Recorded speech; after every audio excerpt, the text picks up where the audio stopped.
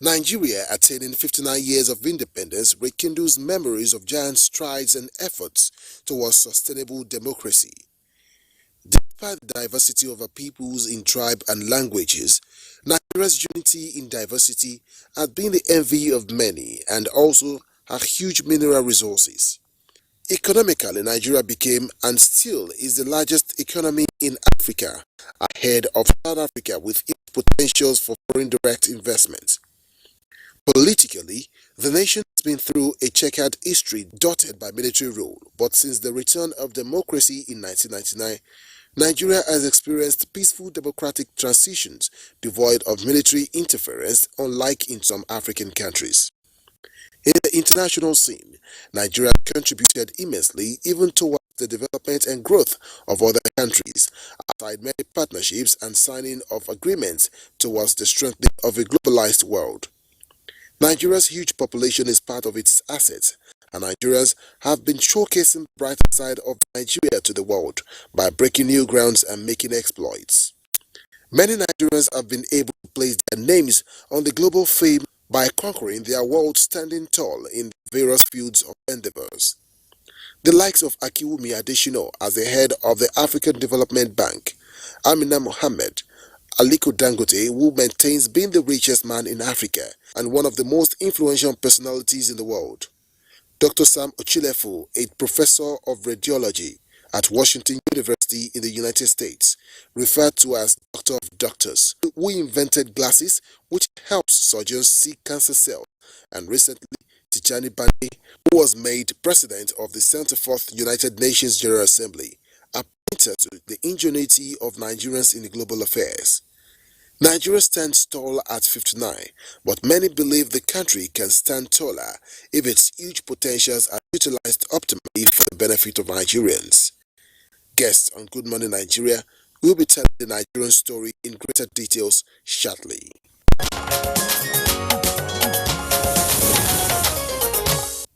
Thank you very much, Oyemi Ajayi, for that background report. We have guests here in the Abuja studios as well as in Maiduguri.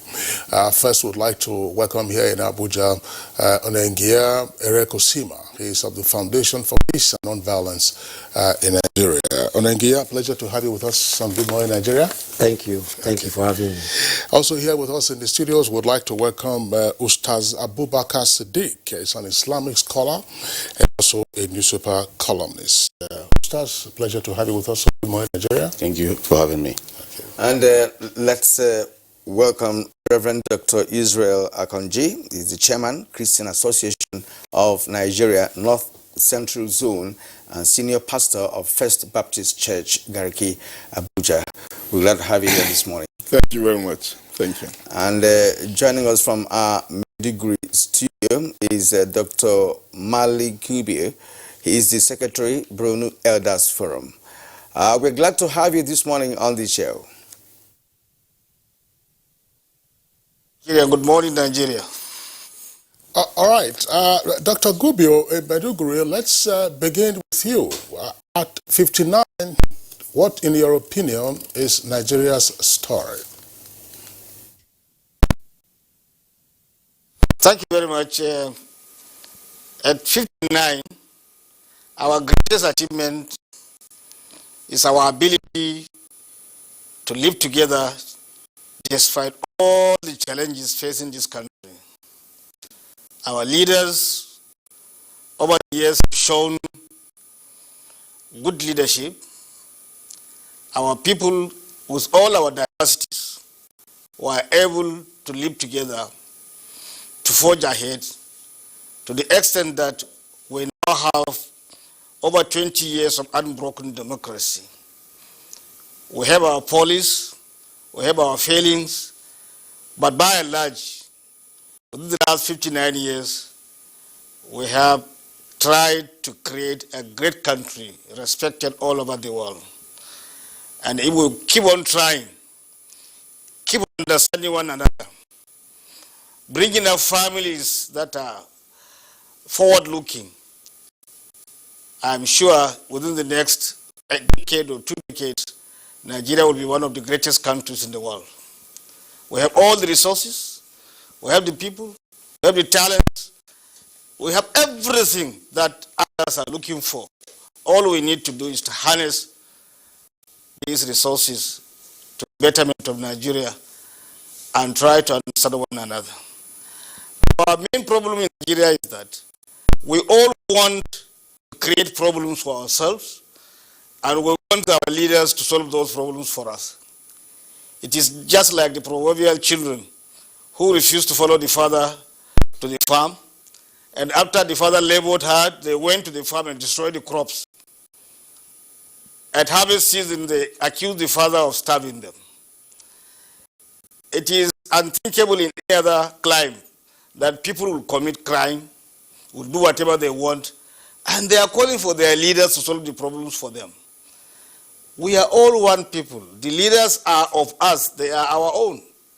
We are the leaders. Everybody is a leader. Every father or mother or uncle or brother is a leader. So if we think that it is the problem of the army or the police or this and that to solve our problems, we are making a mistake. Each and every Nigerian should now reflect, look back at the 59 years of our independence. Those of us who were there when independence was achieved have seen so much. Even though I was only 8 or 9 years old at independence, I have seen so much. We didn't know all these differences. Our diversities at the beginning were projected in good light. The Kanuri culture, the Yoruba culture, the Shekiri culture, this culture, all of them, we emulated one another, we embraced one another, we projected ourselves in good light. We just took a U-turn and started projecting our diversities in bad light. I think it is high time we take another U-turn, go back to where we started, and start projecting ourselves in good light so that we can make a great country. All right, thank you, Dr. Gilbert. As the program progresses, we would like you to expatiate on some of the issues that you have raised. Thanks for that opening comment of yours. Now let's return to Abuja here, and of course ask Onengia Eric Osima, the man from the Foundation for Peace and Non-Violence. What's your own perspective about the Nigerian story? Well, I wasn't born then. I was born after the war, but I grew up in Port Harcourt, and I knew that at that time we respect our elders. We lived a life where everybody was like everybody's friend. But as time goes on, we find that a lot of things deviated. The unities are no more there. The caring for. If you go to my village then, everybody knows everything. They will be asking you who is your mother, then they will tell you all your histories. But it seems nobody cares. Nobody wants to know who is who. But I think all of this problem is working for our good. I am very happy I'm here. I want to explain that we getting to 60 years. 59. We're going to 60 years by next year. We are 59 tomorrow. Yes, we're 59 today. Yes. 59 tomorrow. 59 tomorrow, thank you. We're 59 tomorrow. God is saying to us, I'll explain to you better, that Nigeria will be the safest place on planet Earth in less than 1 year. Practically, we have done these things. By the grace of God, the militant in the Niger Delta, I will call names because they are alive so that you ask. We must go back to our past to see how we solved problem. The Ateketon, the Obama George, the Farah Dagogo, the Asari Dokubo, I brought all of them together. I made Asari surrender all his guns. I took Soboma George to Ateketon. I went to Boilov. I reconciled all of them practically. For this purpose, that's why I'm happy that God is bringing something to pass. Just to tell our leaders, we must not be killing our people and think we are fighting a war. Nigeria is not fighting a war. But because my Bible says all things work together for good. Today, Nigeria has reached a point where God wants it to reach. Unfortunately, people died. People have to die. But this is the changing point. When Niger Delta started, the whole world was, what is wrong with you people? How do you even live there? It was something the world thought they could not solve. No military assisted us. No government assisted us. We went to them and said, you are our brothers. You can't be kidnapping people. You can't be killing people. You can't be calling something that is no more a struggle, a struggle. And we reconciled the issue. And Yar'Adua, God bless his heart, Yar'Adua listened and gave us amnesty. Amnesty was not weakness. Amnesty was strength. It was not when a soldier will have to shoot a gun and you think you have strength. That gun we shoot is destroying us. There is a saying, any nation that continues to buy weapons that destroys man is headed towards a spiritual doom. Our churches, our mosques today, our leaders are not respected because we think that we will be only defended by guns, by soldiers, by police, leaving the national thing that we must be our brother's keeper. I will explain all of this. I have gone around this country by the grace of God with non-violence.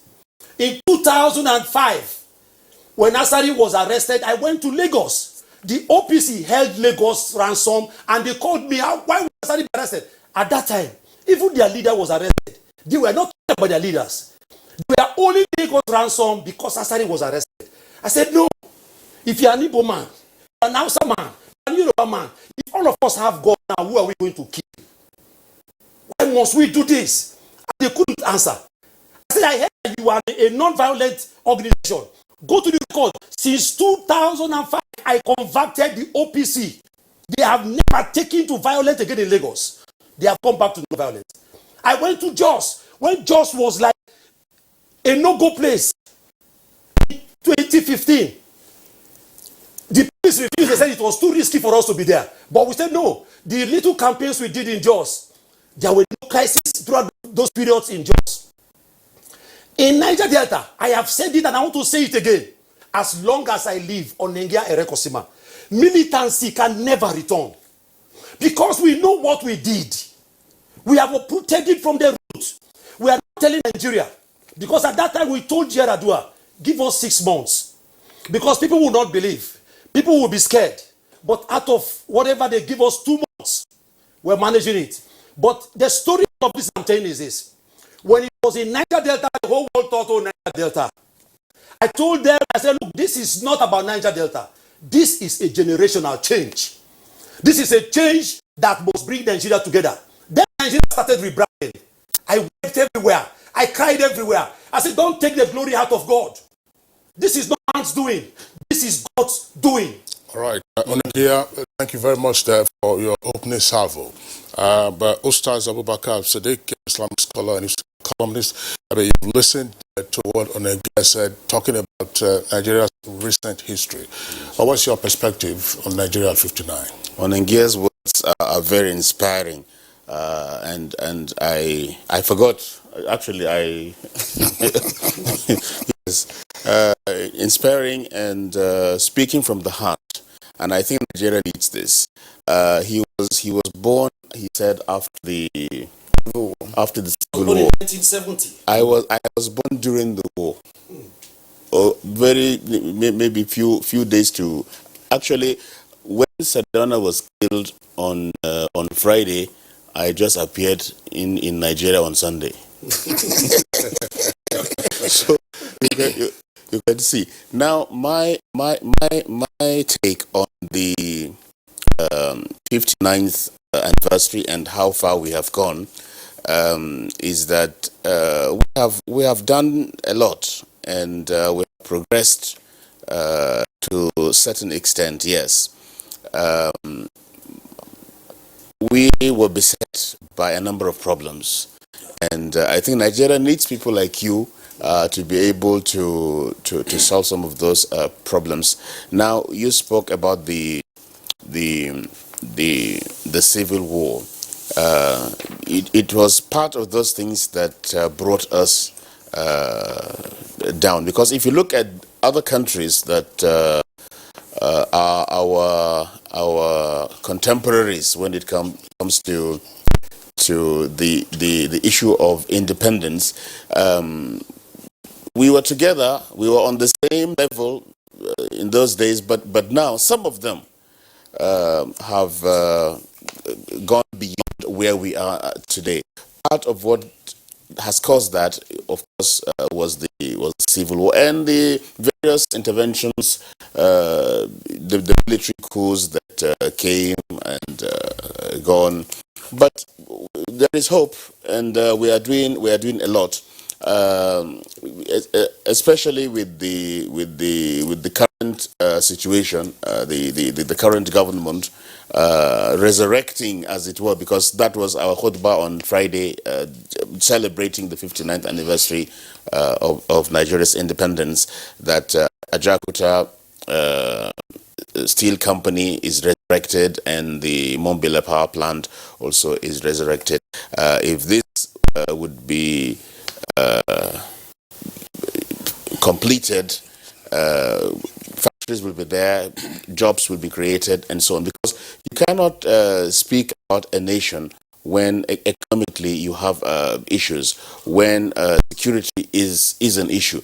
But with this type of commitment, I see hope and I see light at the end of the tunnel. That really we need people like that, and we need efforts not only from the government. We won't say that government, as the man, doctor from Borno was mentioning a few moments ago, that we are part and parcel of, we're all in it together. It's not for one person to say. The only thing I take exception to is where you say, I don't know, that the government, I mean, it's not good for government to kill people. I don't know, maybe it was a slip of... No, it wasn't.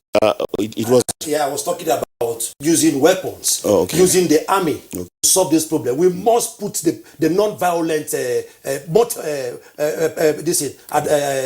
advantages that we have. We must try non-violent. We can't be killing our people. But you see, I understand now that you have confirmed that. Government is there to maintain order. Yes. Without laws, people will behave the way they want. And now that people are taking up arms against each other, kidnapping people, I just heard them mentioning in the studio that somebody was kidnapped 4 times. I mean, twice.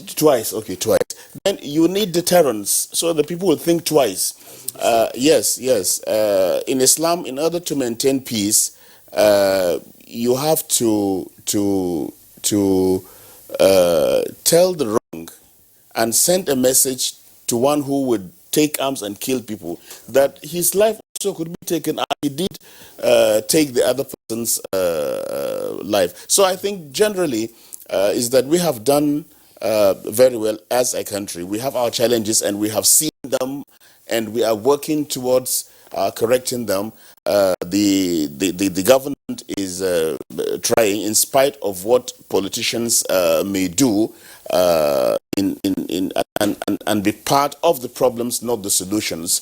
I heard somebody from the National Assembly discussing about the independence and how we have to have peace in the country and to progress from where we are, that we have to be one nation. Of course, we are one. But he said the fact that we mention our founding fathers, Nnamdi Azikiwe, Tafawa Balewa, Sardauna, and others. He said from Obafemi Awolowo, that from the word go, you are instilling in people the feeling that there are differences. And no, I don't think so.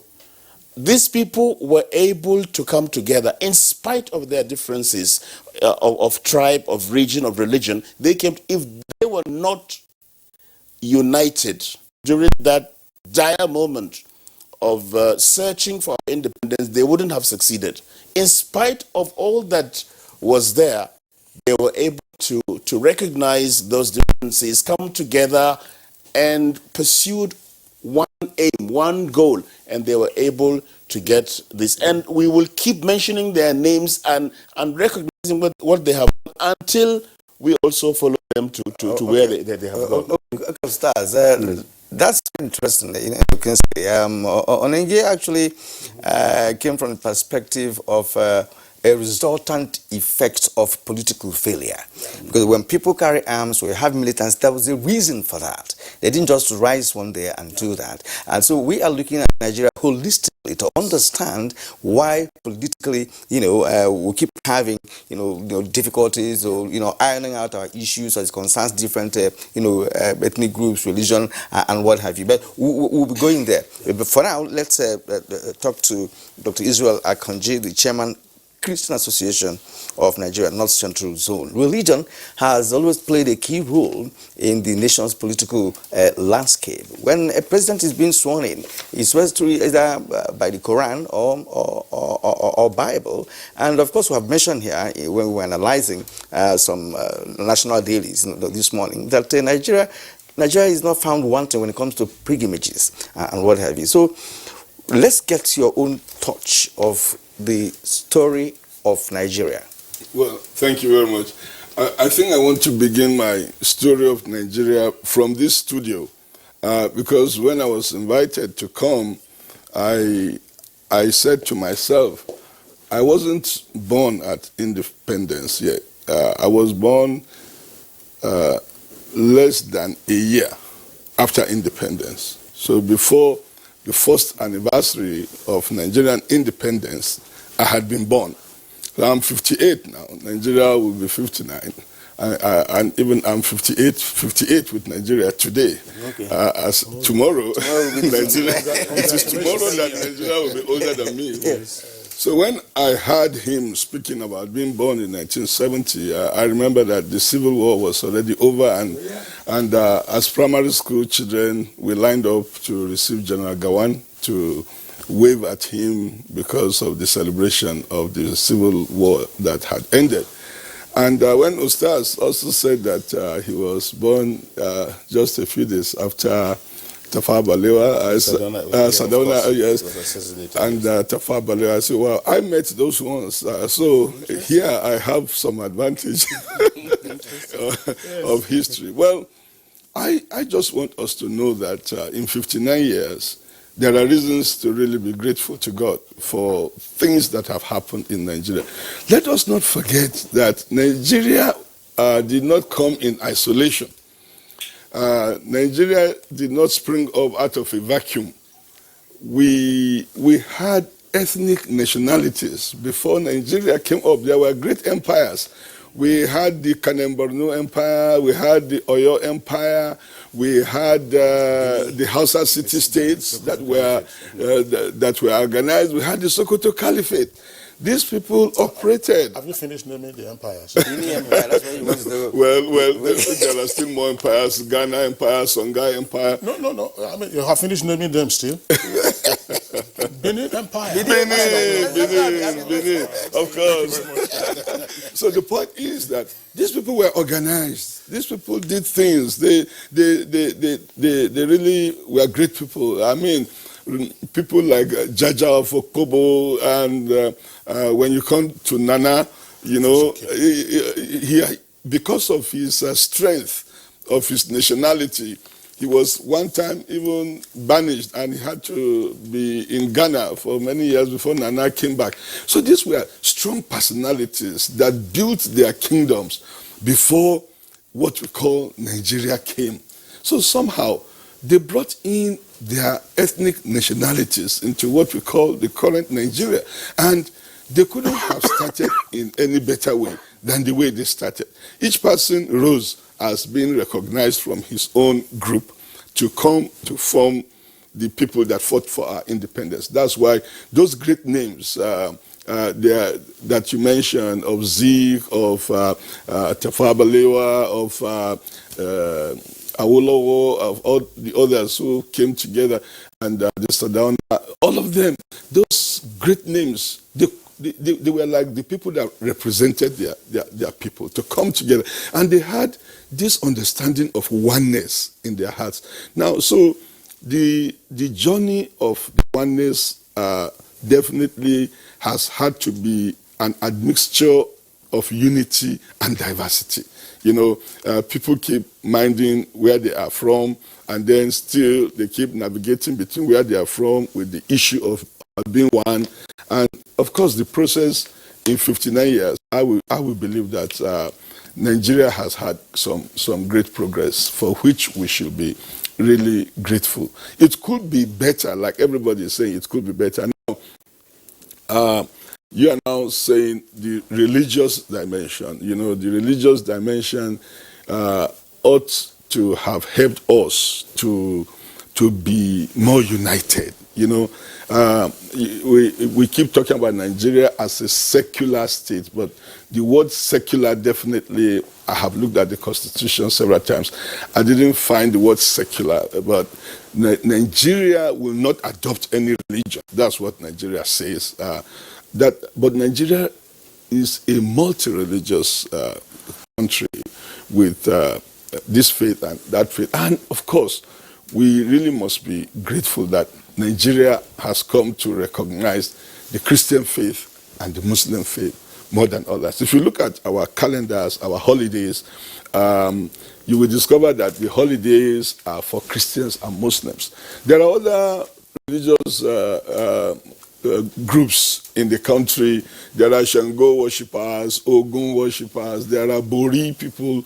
You know, Bori people are not given a day of holidays as a national day. So we Christians and Muslims must know that they are not the only religious people in Nigeria, but their religions have been recognized by the government and given prominence, including involving their religious symbols in governance. You know, anybody who will be president of this country, if he's a Muslim, must swear by the Quran. If he's a Christian, he swears by the Bible. So and no other instruments have been really used for swearing than these two. So we must say that we must be grateful that from the onset, the recognition of the religious groups has been there. And I think the country has done well. So Nigeria must be seen as a multi-religious country and a place where we want to include people. And I think that it has also informed us politically. You've seen that a lot of times in political parties, sometimes nationally, we have a Christian president, a Muslim vice, a Muslim president, a Christian vice. It's been on.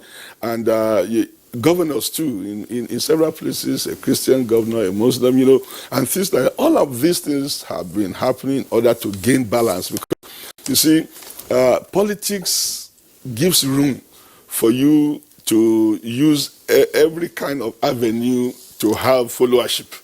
And of course, you know that politicians have deployed religion so much as an instrument of creating groups for themselves. So somehow, if you are not careful, it becomes counterproductive. Now, people have always said religion sometimes is a cause, is a source of conflict, and but it is also a resource for peace. If you discover in our holy books, the Bible and the Quran, we are taught to love one another. We are taught to respect one another. But the problem that we have had about religion is that many people do not have the right understanding and the right interpretation of what the religion is saying.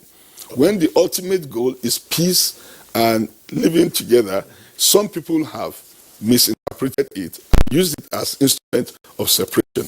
This, unfortunately, is there. But then, the other side too, a lot of effort, collaboration between Christians and Muslims. Ustaz and I have met several times in meetings on how do we come together, how do we converge. A lot of effort has been made. I think it could still be better. But in 59 years, I believe that in terms of our religious coming together, it's not been too bad. It could be much better, definitely. All right, Dr. Israel Akonji, thank you very much. I'd like to return to Maiduguri, where we still have Dr. Male Gubio. Dr. Male Gubio, one of the points you made in your opening contribution was to take a social anthropological view of our odyssey as a nation. And you did say that at some point our diversities were helpful to us. And then, according to you, we made a U-turn.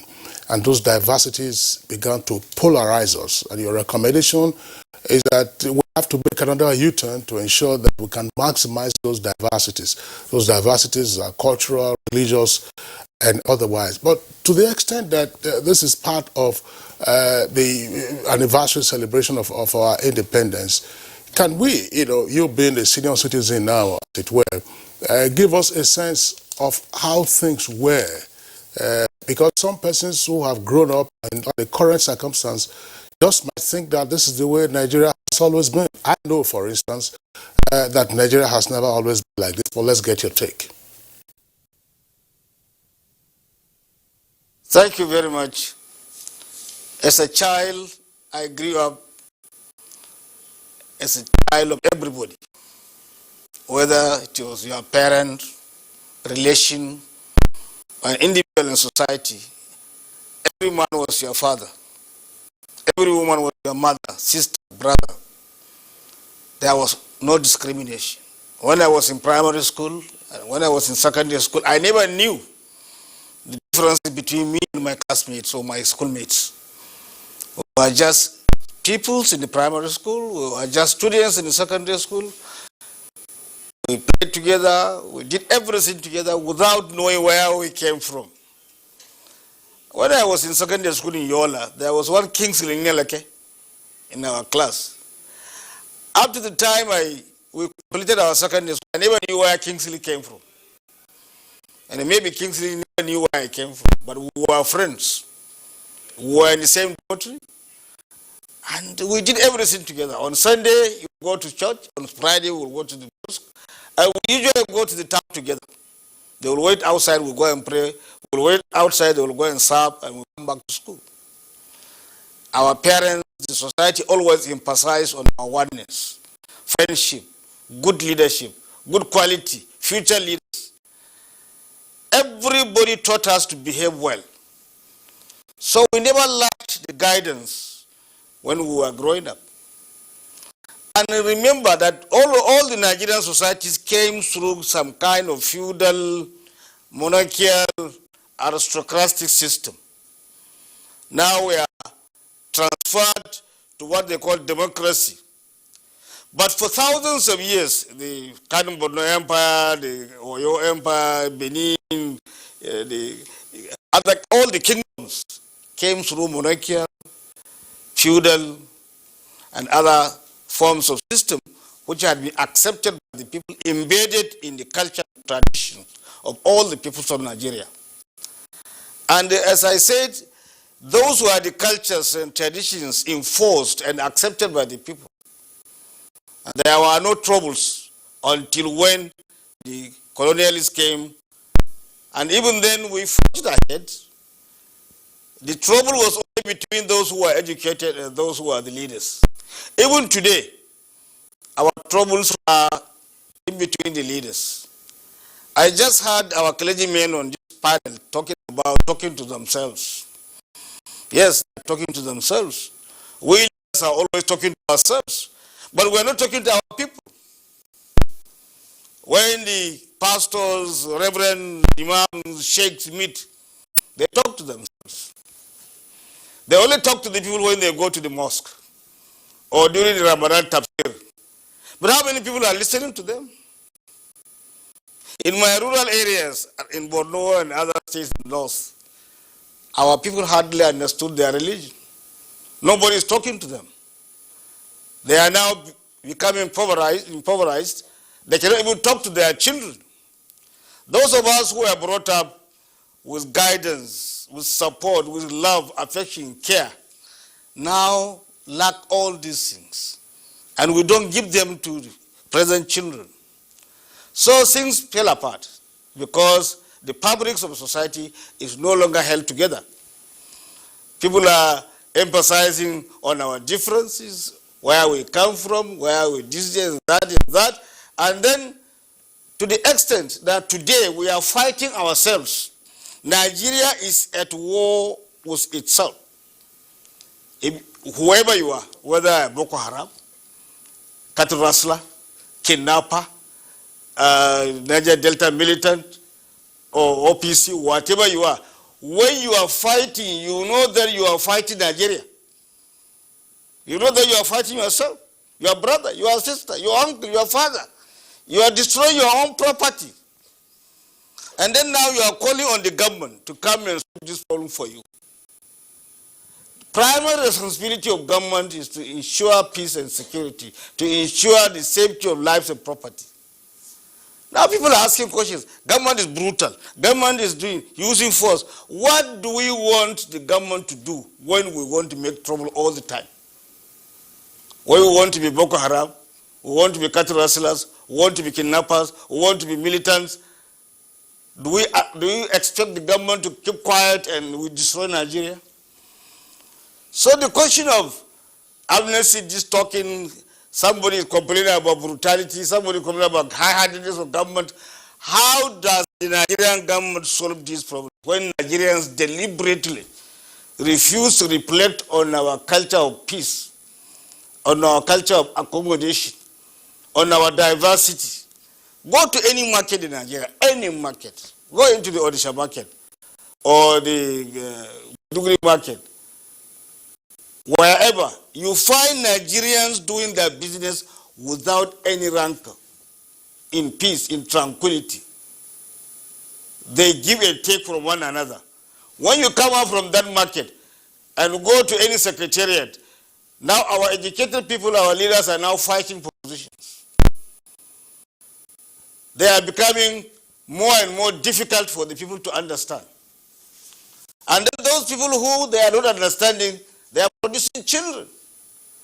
And their children are growing up without any guidance, without any care, without any affection. And now we call them jobless. We call them uneducated. We call them almajiris. We call them abandoned children. How can they not be abandoned children when their parents are not in a position to take care of them? When you have abandoned the parents, when you are not talking to anybody but yourselves. I wonder all the seminars we are holding, all the conferences we are holding in London, Abuja, New York, Maiduguri, Kano, Kaduna. Go and see those conferences. The leaders are talking to themselves. They are not talking to the people. The people don't know next to nothing about what those leaders are believing. What our pastors believe in, what our imams believe in, they don't know. And in any case, in the religion, all I need to know is my basic tenets of my religion. I'm a Muslim, then I should know the basic tenets of the religion. If you begin to tell me about how the Christians are doing this in Afghanistan, how the Christians are doing this in Pakistan, you are now polluting my mind without even letting me know about my religion. You are bringing your vast knowledge and you want to force it on me. I don't need that knowledge. I don't need the knowledge of the right reverend. I don't need the knowledge of the imam. I don't need the knowledge of the sheikh. I need the knowledge of the Quran and the hadith to do my religion. And don't go and do my business, whether it is I'm a trader or farmer or merchant, whatever. I apply the principles of my religion to live in peace and tranquility with other Nigerians. All right, Dr. Mali Gubio, thank you very much for all the very pertinent issues that you've raised. They're all germane to this conversation. But gentlemen, I think you cannot separate government from the people. And all the issues Nigeria has been having over the years, all, gravitate around leadership, governance, political system, ideology, and what have you. Of course, we agree that the nation has experienced a checkered political history. From the time we became democratic, perhaps the Second Republic, that is after the Civil War, we have not had it good. Is it election? Is it in the behavioral pattern of leaders who flaunt wealth, enormous wealth? People who can acquire estates within a short period of time they have been in power? And for what Dr. Gubio was saying, you see, some of these young Nigerians that we may be accusing of not listening to government, we are reacting based on what they have seen people in government do. If your classmate becomes a counselor and within 6 months or 1 year, he has mansions all over the place, then you begin to wonder whether you are being a fool all this while, and people will begin to reason differently and start taking actions. In fact, I listened to 1 or 2 persons who were victims of a kidnap, and if they tell you what the kidnappers say, some of them are graduates. They tell you, look, I don't have a job. Although what I'm doing is not good, but I have to survive. They all have children. They all have families. You hear them making calls to their children and talking to them why they're in action, why they're in operation, and all of that. So where did we get it wrong in terms of leadership? Because people have to emulate. I'm giving you on a fine face. You're a younger part of the generation of Nigeria. You should be able to speak to this. Yes. Well, I want to really thank God, because when I was invited, I looked at, we're going to discuss the solution. Because yesterday I was in the church when the vice president was saying a new Nigeria. I was like, where is it coming from? Who told him? See, at the time I was so worried that I told God, I said, God, leave me alone. Why are people not seeing what I am seeing? Let me tell you. I will start from where my brother spoke about. Like for an eye, the whole world will go blind. When I was young, we used to have meters, these light meters, outside our houses. I noticed that. But when they started protecting the meter, people started stealing meters. What does that imply? At the time, the government put life sentence on militants, on kidnappers. I said, you're making the biggest mistake. You make kidnapping expensive. When I was small again, when they are killing armed robbers, they say that is where people rob. Why are we not learning? We can stop this thing. I am giving the federal government, I am giving this generation 1 year. If you listen to me, as I'm talking to you, we don't have much time. I wish we have time. In less than 1 year, in 2020, next year, we will be celebrating a peaceful country where investors will be struggling to have space. How's it going to happen? Is it just a now, let me tell you, yes. This is what they asked me when we talked about Niger Delta. How could it be? How can it be possible?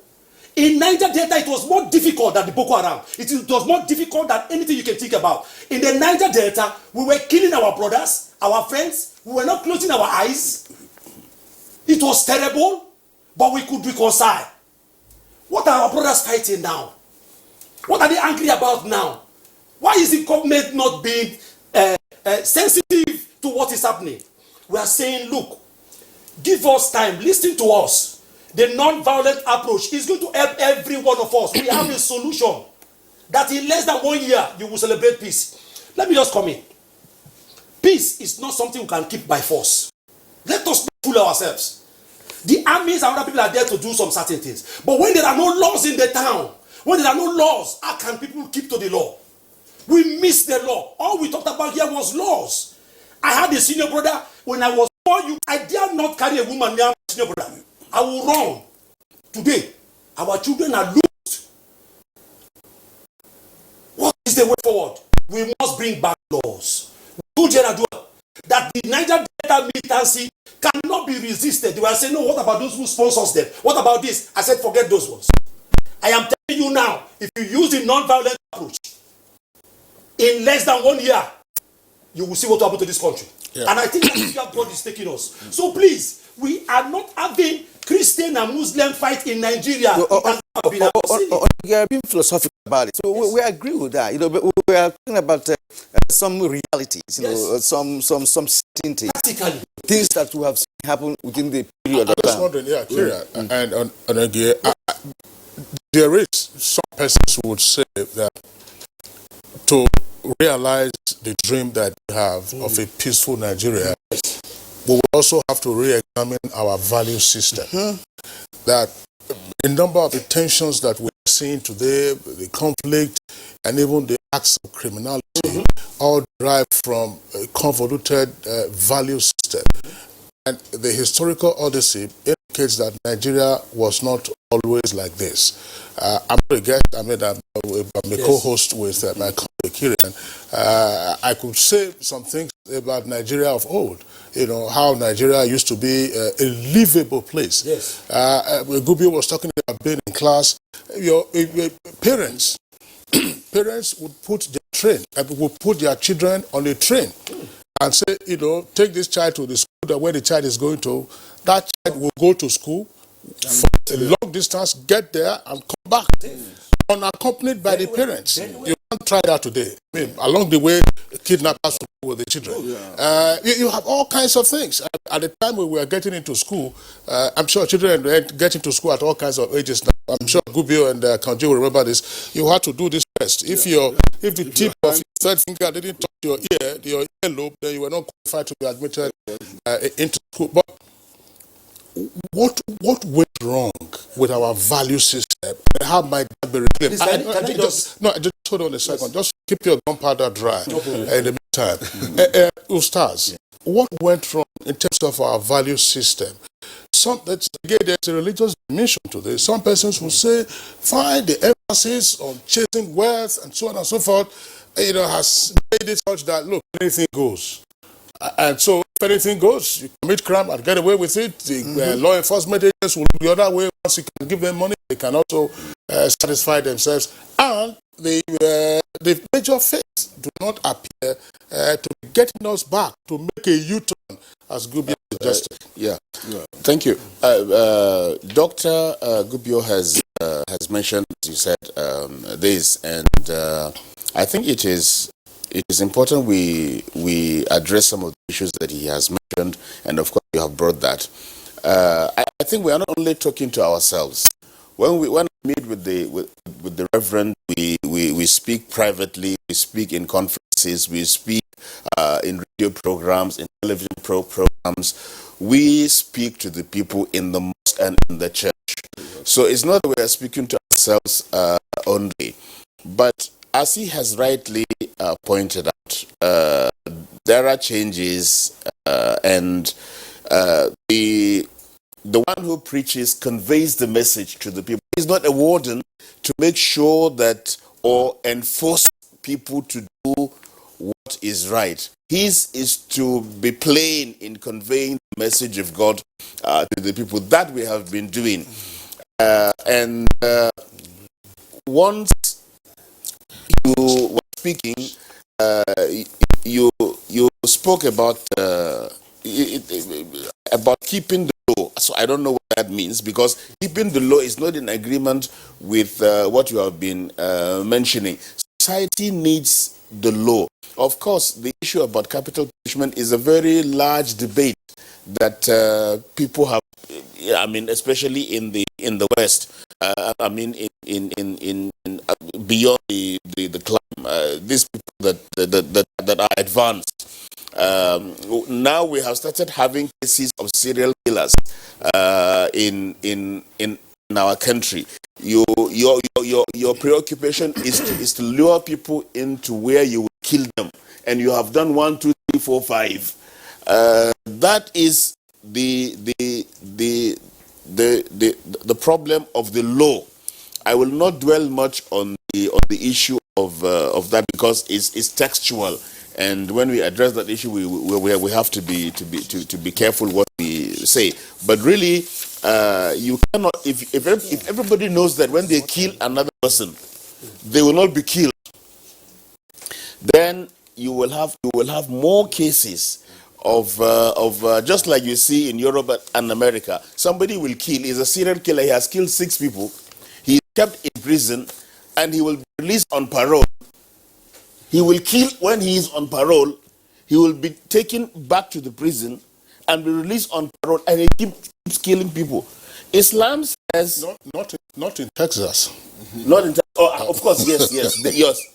Because even there are states who have not accepted. You are right. Who have not accepted. No, it's not. The issue of non-violence, which is mentioned. Yes. The issue of non-violence. Non-violence is actually the best. You understand? But there are times when you will need force before non-violence. Yes. Okay. You understand? Force. Let him start completely. Let him start. But we are coming to you now. Yes. I appreciate the fact that we all agree that things have changed. what do we do to bring about that change? Before the Reverend speak, there was that subtle issue of pilgrimage, and I heard them discussing it even when we were in the waiting room before we came in, that states are spending billions on pilgrimage. I mean, I really don't know why and where they stand upon, because as a scholar, I know that pilgrimage is compulsory only on one who is able to undertake the journey. The person that you will spend 1.5 million for go on pilgrimage, if you had given him that money to do business, his life will be better. Because pilgrimage is not compulsory on him as a Muslim, because he does not have the means to perform the Hajj. So what we need most is not to go on pilgrimage, but to sustain life and be a better person. And we've been talking about how we were in the classroom. Indeed, there was no difference. What are we doing now as leaders to show that there is that difference? Aside being a scholar, a columnist, I'm also a travel agent. I work in the Hajj and Umrah industry. In my office until recently, I had a pastor as a staff. Many Muslims have said, why are you taking a non-Muslim into Hajj and Umrah office when there are Muslims who are not employed? I said, I want to set an example, and we did an interview, and this guy was qualified, and we have employed him. He would leave the office and attend to his church. Until recently, when an NGO came, because NGO, they have a lot of money we cannot pay, and the pastor said, he had stayed for 10 years. Okay. And even now we have two other Christians working in the Hajj and Umrah company in Abuja. All right, and I have written, and I have said it here, that I had a neighbor who is also another pastor. I think he's now in his Reverend Father Eben. I said it was a large compound, and his house was the closest to mine. I have written on my column, my Christian neighbor was actually referring to that person. When I traveled, I would say, Pastor, please, my family is in custody until I return. That's the way it is. Yeah. That way it was. We still have pockets. It's a simple example now. So it is one thing to make noise. It's quite another to put it into practice. Exactly. Okay, Ustaz, we'll pause you there, and I'll probably come back to you. Actually, we're running short of time. We're going to take a break, but not before Dr. Akonji comes in with his second contribution. Dr. Akonji, in political science, there is this thinking that the behavior and character of the leaders, determine the behavioral pattern of the people being led, and that's why Kinsley was talking about value system.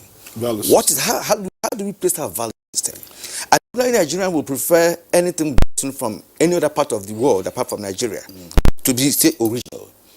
Right. And getting rich in Nigeria is like, anybody's game. Because, of course, leaders, once we've had, apart from now that the administration actually working hard against corruption. In the past, but let's say between early 80s and the late 90s, we've experienced bad administration. Yeah. Right. And of course, that has shaped people's value system. Now, what role, in your opinion, did these leaders play at that point in time that led to the U-turn that we had?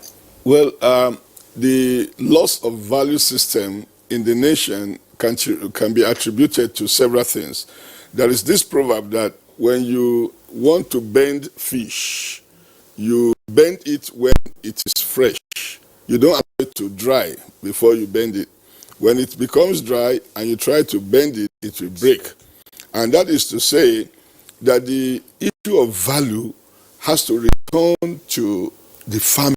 It has to begin in the family. In the family where people are taught to be truthful, to be respectful, to live in love, to know how to live with other people. These were the values we used to have. Elderly people would tell children stories, and at the end, they will bring out the morals in the story, and they will tell you that this is how to live. Most people who behave well their behavior is not because government told them to behave well. You will discover that these values began right from their homes. They will tell you that this is what my mother stood for, this is what my father stood for, this is the way they brought me up. I think that we must go back to the families again to begin to inculcate the right values in our children of honesty, of hard work, working the house. When you have a house and you have a child inside, your child knows how to clean the toilet, knows how to clean the sitting room, knows how to take care of the bed, knows how to trim the flowers, wash the car. You know, you are not giving it to a house help to do everything. Your own child too should be involved. Let him begin to know that this is what life calls for. Not that people should do things for you, but you too should work with your hand. And this is how our parents brought us up. I believe we must return into our families and then our educational system. You know, we must make sure that in the curriculum education is for the good of the society. You bring education to people so that they can contribute to the society.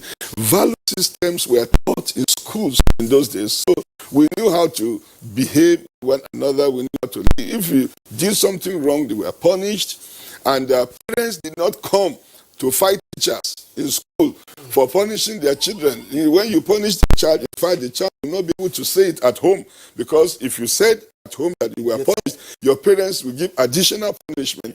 This is how our own society got shaped into what it is. But today, parents are so rich, they can even transfer a teacher away because of their child. They can sack a teacher because of their child. Their child is always right. And then when that child goes in this society, he does not know how to respect authority, respect other people. And a lot of things go bad. I think value system in our homes, value system in our schools. Let's spend a lot of time on the coming generation. What about leaders? And the value system of the leaders. You see, many people go into leadership. You mentioned it earlier. You go into the leadership not knowing that leadership is service. When you get to a position, it is so as to serve the people. That Jesus Christ, our Lord, taught us in the Bible that whoever will be a leader must be the servant of all. In other words, you go into leadership with the thought of serving them. But when people go into leadership to acquire things for themselves and for their families, for their children, deprive the society that they are supposed to commit the resources into, so that everybody will be. See, if you train your children alone and you don't help the society to be trained, those children you train will come to suffer in the hand of the society you refuse to train. So the best thing is to make sure that you live your life for God's glory and the good of others. All right. Thank you very much, Dr. Israel Akonji, for the comments that you have made and any others. We're going to take a short break now, but just before we take this short break, let me just throw something in that persons knew in the past. Sometimes we complain about how filthy our environment is today. Nigeria wasn't always like this. On Nigeria, I'm sure you would have heard of Port Harcourt being the garden city, one of the cleanest cities. There used to be sanitary inspectors that would go around. And just by the way, today Nigerians work from Monday to Friday. That's the working week. In the past, there used to be work on Saturdays. They will resume and then close at 12 noon. But that was changed when oil money came. And part of what we are suffering now is the so-called resource curse thesis. Take a short break now, we'll return and then continue with the conversation. All right, welcome back, and still Good Morning Nigeria, reaching you on the network service of the Nigerian Television Authority. We have a number of tweets, Kieran, that have come in. Yes. We're going to try and take some of them and then return to our guests. Don't forget that this is the first part of our conversation on the Nigerian Story at 59. Tomorrow, of course, is Independence Day, is a public holiday. We shall return to the subject matter, looking at it from a different perspective from what our guests are already saying. But let's quickly go through the tweets now. Usman D. Abubakar. The story of Nigeria at 59 is a mixed one. There are lots of success stories and disappointments. Progress has been made in certain areas. Nevertheless, we keep praying for a greater Nigeria. All right, from Abbas Abubakar Saad, he said that what Nigeria should be doing as she's about to mark her 59th years of nationhood, is to dispassionately and critically examine the journey so far on an imaginary scale, to count her success, achievements, challenges, and think through which side weighs more. So what analysis should be applied. Yeah, Usman Banikanto twist. The truth of the matter is that whether we like it or not, Nigeria has grown significantly. The positive virtues outweigh the negative vices. There must be the good, the ugly, and the bad. But certainly, Nigeria is progressing. God bless Nigeria. Now, Jimmy T. Martins, I believe the journey so far is not a bad one, especially for the ease of doing business, even in economic stability. I believe we are moving forward. We greatly need to improve our power sector. Abdulaziz Korede, reviewing Nigeria's achievements at 59, the most common parameters could be the state of our governance, economy, and major subdivisions of these key parameters. This discuss we use the political and governance parameters to review our progress so far. Right, first, Mr. Kimboyo, that Nigerians have enjoyed 20 years of uninterrupted democracy is a great achievement. But it's sad that we have not been able to overcome our economic problems, insecurity, corruption, tribalism, and bitter politics that have been with us in these 59 years. Time for a change. Among Bola Babs, our story at 59 can best be described as a child that's still learning how to walk. It's no doubt that such a child will learn with pains and bruises on its body, but in the end, the child will be better for it. Nigeria shall be great. Delegate Solomon says, beyond the achievements of present administration in Nigeria, there are many more profound changes that Nigerians are expecting from the government. Though these will take time, the structure of corruption and mismanagement which previous governments left behind, and the ones in the present dispensation, must first be dismantled for a foundation of progress to be laid. Dr. Babagana Mohammed, the journey is a bumpy one, even though we started very well after independence. Nonetheless, and despite the huge challenges, our future promises to be a great one. Diversity is our greatest strength, and there is no doubt that God loves Nigeria. All right, from Mike Anyako, say our stories for the past 59 years have been that of good, the bad, and the ugly. But the ultimate is that today we are one indivisible nation made up of people with different rich cultures. We have seen the worst years, and it's incumbent in all of us to contribute positively to the growth of our country. We must shun all aspects of nepotism, hate, bigotry, corruption, and tribalism. All hands must be on deck for us to achieve glorious heights. We as a nation is blessed with abundant human and natural resources. We must leverage on them to create wealth, peace, and unity.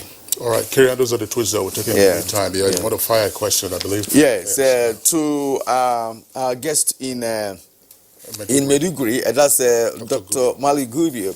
Well, I've listened to you on the occasions, of your contributions, this morning on the program. But let's look at value system from your own point of view with respect to the leaders the nation has produced in 59 years.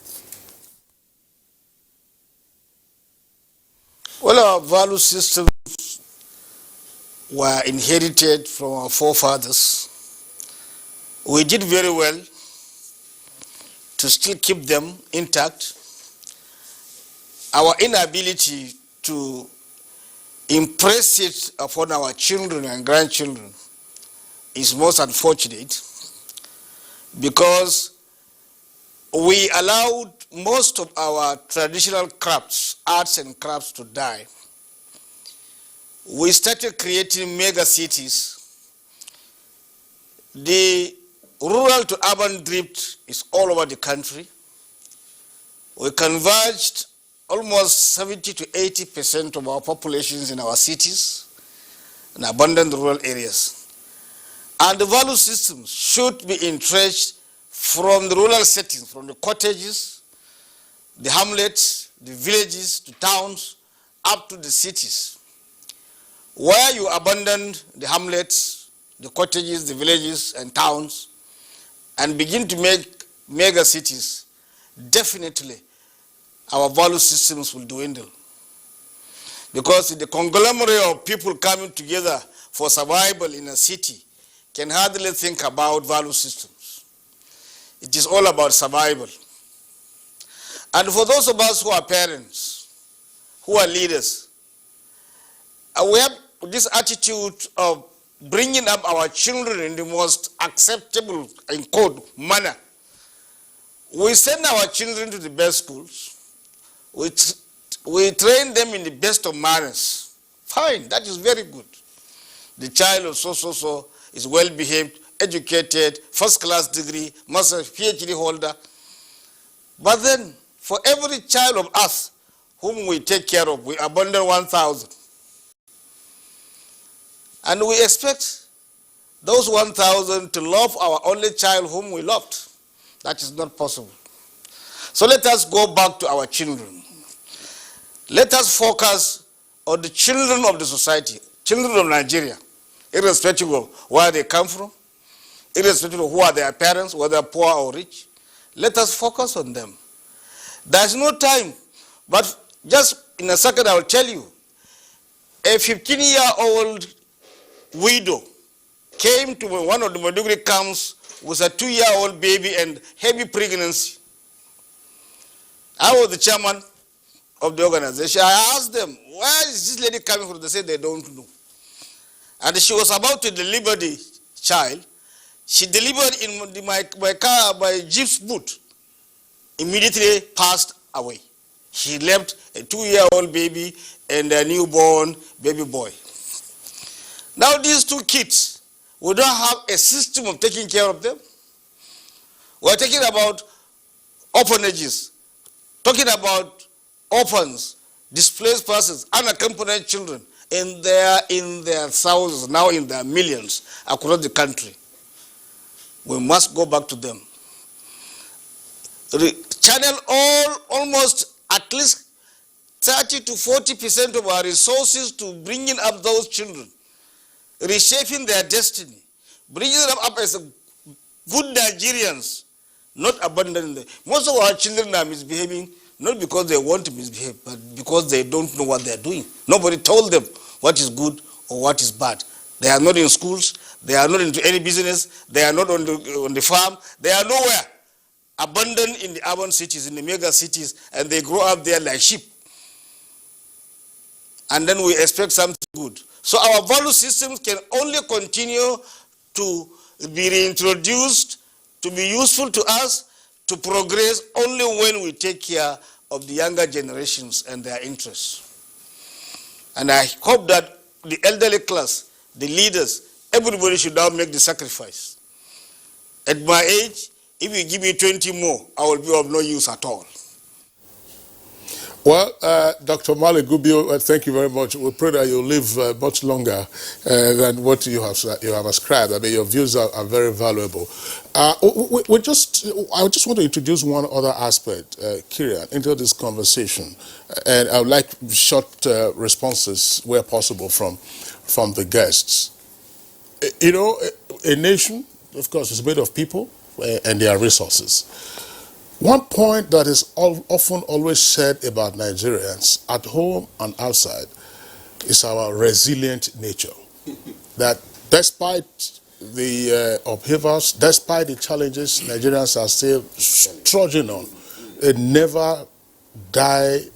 never say die spirit. I'm just wondering, let's begin with Dr. Akonji.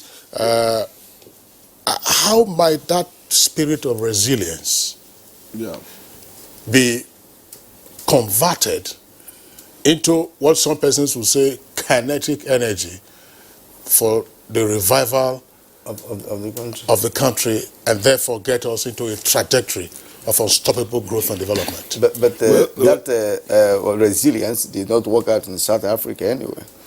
No. Kirian, let's leave out the xenophobic aspect of it. Yes, attacks in South Africa now. Yeah, yes. I think that the grace of resilience that Nigerians have it has amazed the world. It has amazed the world. I have a friend from Ghana, and he tells me that, there is this proverb, when you push a person to the wall, then he has nowhere to go. He has to resist you and push you back. But according to him, from his observation of Nigeria, he said, when you push Nigerians to the wall, they will carry the wall and move it a little further so that you can, in other words, he saw that Nigerians had such endurance, the kind of which you cannot really explain. I have been involved in the issue of conflict and trying to peace building. And I've been to several parts of the country trying to talk about peace building. You will discover a community. There was a time I was in Shandam in Plateau State, and there was one time I was in Jigawa in Dutse. You will discover a community where things have been burnt down. And it's like that community will not rise again. But by the time you are back there in another 6 months, you will not believe your eyes. Oh, okay, Christians, Muslims, all working together. We have that resilience as a people. We don't give up. Yes, for what time? Let's get to start. How do you convert that aspect of resilience of Nigerians? Yes, into a positive force? Patriotism. You don't want us to go back to South Africa, I will go to South Africa.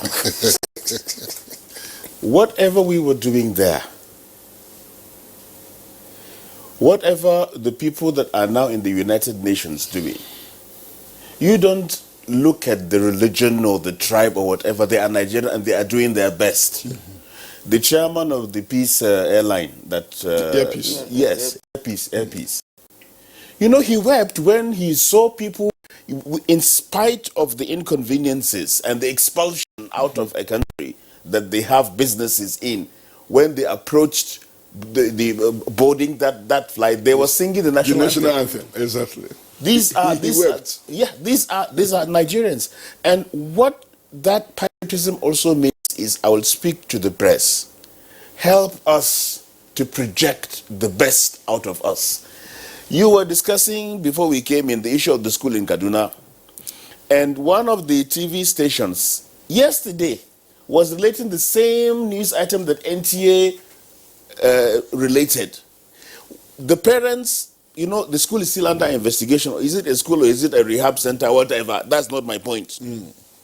But to pass the right information about what is happening, NTA did what is best by relating exactly what one of the parents was saying. The same parent appeared on that television station that prides itself as having won the best television station of the year for 12 years running. The guy was speaking in Hausa. For Allah's sake, we are Hausa, we know what this man is saying. But the interpreter of that report was saying, the man was saying, I brought 3 of my children to this school because they are drug addicts. And that other TV station was reporting the same man saying that I could not feed my family. I have so many, so I took 3 to this school. I'm sorry. That's like Ichioku. Remember Ichioku, the colonial era? Yeah. Said that. Just 10 seconds. 10 seconds. Your final. Actually, for me, to get back to where we missed, we must stop the violence first. And there are procedures that will stop violence without taking us a long time. Instance, from the Niger Delta, there is one Kama, a policeman, SO at that time. And when I talk to him, I said, look, don't tell your people to come with guns. Because these boys are looking for guns. They were not having guns when I was arrested. Okay. So let me just come in. The time is not there for you to come in. I think on Enge will have another show. You know, we're going to have another program.